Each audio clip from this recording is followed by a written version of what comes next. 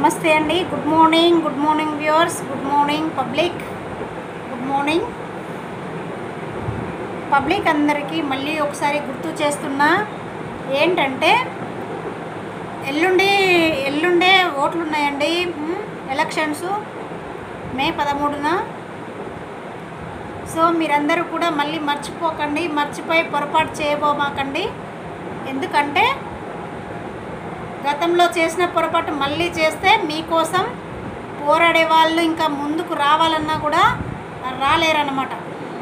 So జాగ్రత్తగా ఆలోచించి vote వేయండి. సరైన వాళ్ళని ఎన్నుకోండి. సరైన పార్టీకి ఓటు వేసి మీ ఓటును వినియోగించుకోండి. మీ ఓటు హక్కును వినియోగించుకోండి. మీ ఓటు విలువను కాపాడుకోండి. ఎవరికి పడితే వారికి ఓటు వేయడం వల్ల ఏమవుతుందంటే మీ ఓటు వృధా అయిపోతుందన్నమాట. సో ఏంటంటే కష్టాలు పడాలనుకుంటే మళ్ళీ గతంలో చేసిన తప్పు చేస్తారు.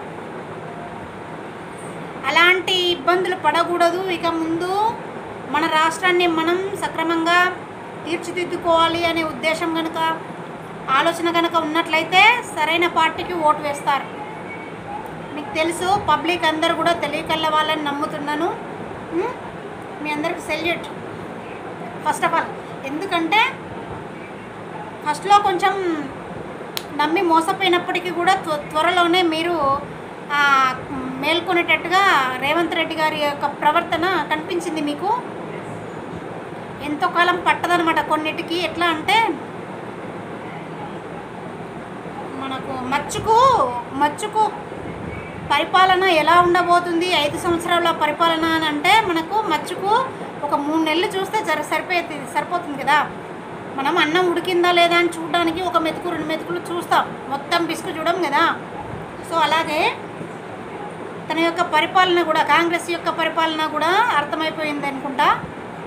అర్థమైపోయిందనే అనుకుంటున్నాను. మీరు మళ్ళీ గతంలో చేసిన పొరపాటు మళ్ళీ చేయబోమాకండి, ఓకేనా? చేయకండి. బీఆర్ఎస్కు వేసి మీ ఓటు విలువను కాపాడుకోండి. మీకు ఫుల్ సపోర్ట్ ఉంటుంది బీఆర్ఎస్ తరఫున. బీఆర్ఎస్ పార్టీ వాళ్ళు మీకోసం అహర్నిశలు శ్రమిస్తారు, పోరాడతారు. మీ తరఫున మీకు రావాల్సినటువంటి బెనిఫిట్స్ కూడా అందేలా చూస్తారు. ప్రజెంట్ ప్రతిపక్షంలో ఉండొచ్చు, బట్ ఏంటంటే మీకు అన్యాయం జరగకుండా చూసే బాధ్యత వాళ్ళది ఉంటుందన్నమాట. మీరు ఎంపీ సీట్లు కనుక గెలిపించినట్లయితే అడగడానికి, క్వశ్చన్ చేయడానికి బలం ఉంటుంది కదా. బీజేపీ ఓడికి వేయడం వల్ల ఏమీ లాభం ఉండదు. ఎందుకంటే మన రాష్ట్రానికి ఇవ్వాల్సినటువంటి నిధులు ఇవ్వలేదు, మన రాష్ట్రానికి ఏమేమి కావాలో అవి ఏవి నెరవేర్చలేదు, మనకి ఏమీ చేయలేదు. కాబట్టి అలాంటప్పుడు బీజేపీ వాళ్ళకి వేయడం వల్ల మన ఓటు విలువ తగ్గిపోతుందన్నమాట. సో బీజేపీకి వేసి అనవసరంగా ఓటు విలువను తగ్గించుకోకండి, ఓటు వృధా చేసుకోకండి. ఇక కాంగ్రెస్ సంగతి తెలిసిందే. కాంగ్రెస్ కేసి మళ్ళీ మోసపోరని తెలుసు. బీజేపీకి వేయడం వల్ల మనకు ఎలాంటి లాభాలు జరగవని తెలుసుకోండి. ఇంకా సో బీఆర్ఎస్కు వేయండి. బీఆర్ఎస్ వల్ల భవిష్యత్తు ఉంటుంది మీకు. బీఆర్ఎస్ పార్టీ ఎవరి చేతుల కింది పార్టీ కాదనమాట. ఎవరి చేతుల కింద వీళ్ళు పనిచేయట్లేదు. సో బీఆర్ఎస్ను నమ్ముకోండి. బీఆర్ఎస్ మన దగ్గర పార్టీ, మన రాష్ట్ర పార్టీ, మన తెలంగాణ తెచ్చుకున్న పార్టీ. అది కాపాడుకోవాల్సినటువంటి బాధ్యత ప్రతి ఒక్కరిది, మన అందరి హక్కు, బాధ్యత కూడా. సో ఇదందరూ కూడా మైండ్లో పెట్టుకోండి. మీరందరూ తప్పు చేయరనే అనుకుంటున్నాను. మీకు నమస్కరించి చెప్పేది ఏంటంటే పబ్లిక్ అందరూ కూడా ఆలోచించి ఓటు వేయండి. మీరు ఎవరు డబ్బులు ఇచ్చినా తీసుకోండి, వద్దనను, తీసుకోండి. మీకు అవసరాలు ఉంటే తీర్చుకోండి. బట్ ఈ ఒక్కరోజు డబ్బుల కోసం చూస్తే 5 సంవత్సరాల ఇబ్బందుల పాలు కావాల్సి వస్తుంది. కాబట్టి ఏ పార్టీకి వేస్తే మనకు న్యాయం జరుగుతుంది అనేది ఆలోచించి నిర్ణయం తీసుకొని ఓటు వేయండి. కానీ ప్రతి ఒక్కరూ కూడా ఓటు వేయడానికి వెళ్ళాలి, ఇంట్లో ఉండకూడదు. వేయకపోతే ఏమవుతుందని చెప్పేసి నెగ్లెక్ట్ చేయొద్దనమాట. చేతనైన వాళ్ళు ప్రతి ఒక్కరు కూడా ఓటు వేసి తీరాల్సిందే. చేతగాని వాళ్ళే పోయి వేస్తున్నారు, వృద్ధులటువంటిది. ఎవరు కూడా ఓటు వేయకుండా ఉండడానికి వీల్లేదన్నమాట. ఎందుకంటే మనకు ఉన్నటువంటి హక్కును, బాధ్యతలను కాపాడుకోవాలి. మన హక్కులను విస్మరించినప్పుడు మన బాధ్యతను కూడా విస్మరించినట్టే అన్నమాట. సో ఏంటంటే ప్రతి ఒక్కరు కూడా మనకు రాజ్యాంగం కల్పించినటువంటి హక్కు, ఓటు హక్కు ఉన్నది. కాబట్టి మనం ప్రతి ఒక్కరం కూడా ఓటు హక్కు ఉన్నటువంటి వారందరము కూడా వినియోగించుకోవాల్సినటువంటి బాధ్యత మనందరిది అనమాట. సో ప్రతి ఒక్కరూ ఓటు వేయండి, బీఆర్ఎస్కి వేయండి. ఎక్కడ కారు కనిపిస్తే కారుకు గుద్దేసేయండి. ఓకేనా? మీకు అంతా మంచి జరుగుతుందని చెప్తున్నా. మంది మాటలు పట్టుకొని మోసపోవద్దు మళ్ళీ, అంటే చెప్పుడు మాటలతోని, అంటే అబద్ధపు హామీలను మళ్ళీ నమ్మడం అవసరం లేదు. ఇంకొకటి, చెప్పుడు మాటల వల్ల మనసు చెదిరిపోతుంది అనమాట. అంటే లేనివి ఉన్నట్టు, ఉన్నవి లేనట్టు చెప్పే వాళ్ళనే ఎక్కువ నమ్ముతాం మనం. కానీ అలాంటి పనులు మనము ఇక ముందు చేయకూడదు అనమాట. అంటే అబద్ధాలను నమ్మినంత ఈజీగా నిజాలను ఎవరు నమ్మరు. బట్ కొంత టైం గడిచినప్పటికీ కూడా ఎప్పుడైనా కూడా నిజమే గెలుస్తుంది, అది నమ్మండి. అబద్ధపు హామీలు ఎవరెన్నైనా ఇవ్వచ్చు, బీఆర్ఎస్ పార్టీ ఇవ్వలేదా? ఇస్తుంది. కానీ అది నెరవేర్చకపోతే పబ్లిక్లో రేపు బ్యాడ్ నేమ్ వస్తుంది కదా, అందుకే ఇవ్వలేదు. చేతనైనవే వాళ్ళు వాగ్దానం చేయడం జరిగింది.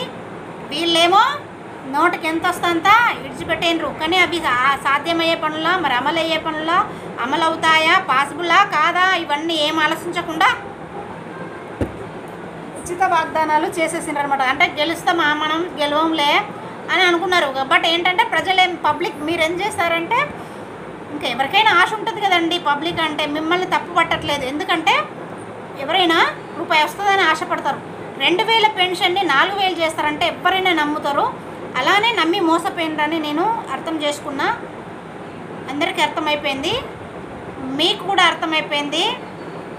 ఇచ్చినవన్నీ ఏమి నెరవేరవని తెలిసిపోయింది కదా. ఇంకా కూడా మళ్ళీ ఓటు వేసినాక ఇంకా మీరు చేసేది ఏముండదు అనమాట.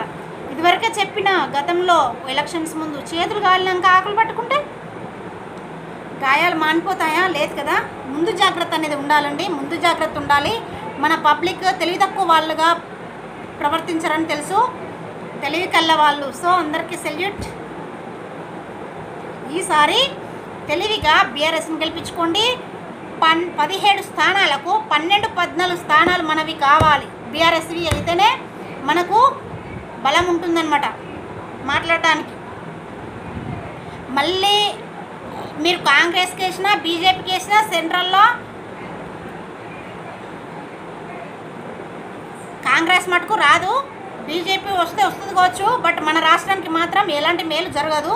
సో మీరు బీజేపీకి వేయడం వల్ల లాభం జరగదు, కాంగ్రెస్కి వేయడం వల్ల లాభం జరగదు. కాంగ్రెస్ పరిపాలన ఆల్రెడీ చూస్తున్నారు.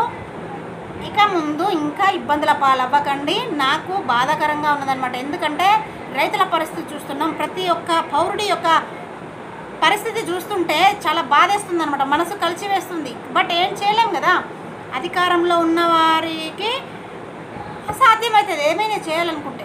మరి బీఆర్ఎస్ అధికారం కోల్పోయినాక వాళ్ళ చేతులు ఏముంటుంది? వాళ్ళకి మీరు ఈసారి ఎంపీ సీట్లు వారి చేతికి అందించండి. మీరు ఓటు వేసి, మీ ఓటు ద్వారా వారికి బీఆర్ఎస్ పార్టీకి ఎంపీ సీట్లను గిఫ్ట్గా ఇవ్వండి. పబ్లిక్ మీకు వారి యొక్క సర్వీస్ని మీకు అందించగలుగుతారు. ఇది ఒక్క మాటలో చెప్పాలంటే, పబ్లిక్కి మంచి సర్వీస్ అందాలంటే మటుకు బీఆర్ఎస్కి వేయండి. అందరూ కూడా మంచిగా ఆలోచించి వేస్తారని, ఓటు వినియోగించుకుంటారని కోరుకుంటున్నాను. ఓకేనా? ప్రతి జిల్లాలోనూ, ప్రతి విలేజ్లోనూ ప్రతి ఒక్కరూ కూడా అవగాహనతో మెలగండి, అవగాహనతో ఓటు వేయండి.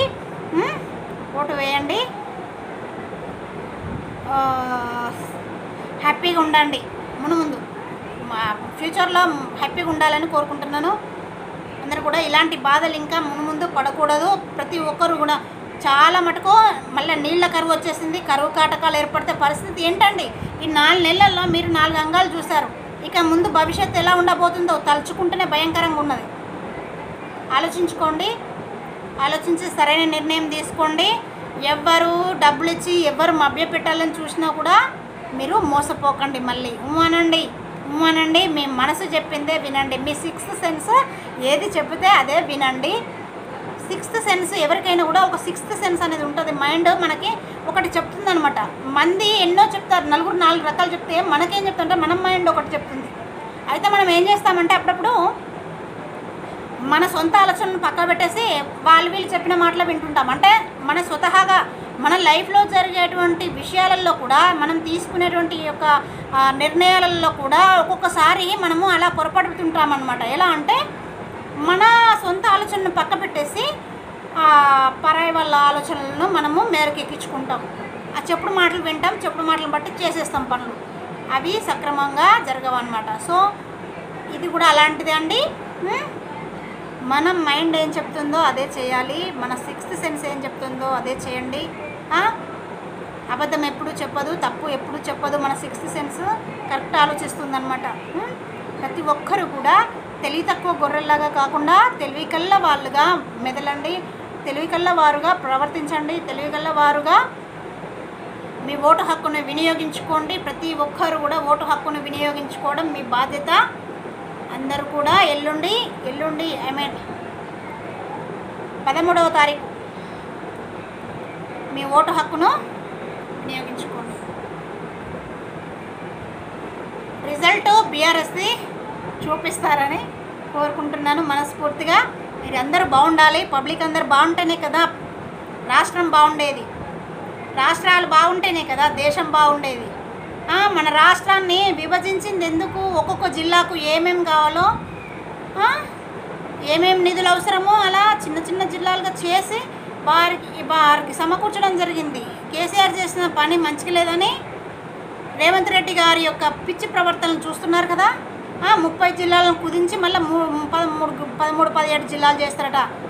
ఏం ఆలోచనలో ఏమిటో అర్థమై చేస్తలేదు. ఉన్న నీళ్లను బయటికి పంపించేసి వీళ్ళేమో కొట్లాడి తెస్తే ఈయనేమో అప్పనంగా అప్పచెప్తా ఉన్నాడు. ఏంటిది ఆలోచించండి పబ్లిక్, చాలా తెలివిగా మసులుకోండి. ఈసారైనా కనీసం మీరు తెలివిగా మసులుకుంటారనే అనుకుంటున్నాను. All the best. బీఆర్ఎస్ విజయం కావాలి, బీఆర్ఎస్ విజయమే మీ విజయం కూడాను. ఓకేనా? Okay public. ఎండాకాలం రాకముందుకే కరువు కాటకాలు కనిపిస్తున్నాయి కదా కాంగ్రెస్ పరిపాలనలో. సో ఇబ్బందులు పడకండి. కారు గుర్తుకే మన ఓటు, కారు గుర్తుకు ఓటు వేసి హ్యాపీగా ఉండండి. Okay, thank you public, thank you viewers, thank you so much. KCR సార్ని మర్చిపోకండి. ఓకేనా? Thank you. కేసీఆర్ సార్ ఇంత కష్టపడి తెచ్చినటువంటి రాష్ట్రాన్ని ఇంకా పరుల పాలు చేయకండి. మళ్ళీ హైదరాబాద్ను వేరే డివైడ్ చేస్తారు. సో మన హైదరాబాద్, మన తెలంగాణ, మన రాష్ట్రం అన్న భావనతోని అందరూ మెలగండి.